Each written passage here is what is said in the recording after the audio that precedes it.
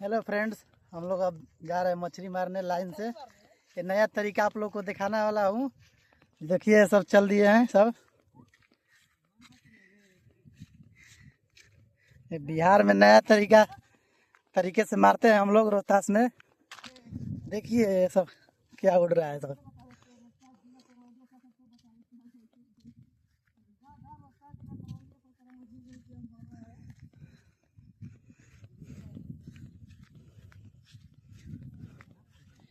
Transformer से line लेंगे तोड़कर 11,000 से, और उसके बाद इस लगा में लाइन जोड़ा जाएगा और दोनों करंट को एक साथ जोड़ा जाएगा, तो उसके बाद मछली को मारेगा। आप लोग वीडियो में बने रहे, तब तक हम लोग दिखाएंगे। हम कैसे जाएंगे? तो इस पानी में हिल रहे हम लोग, नहर है।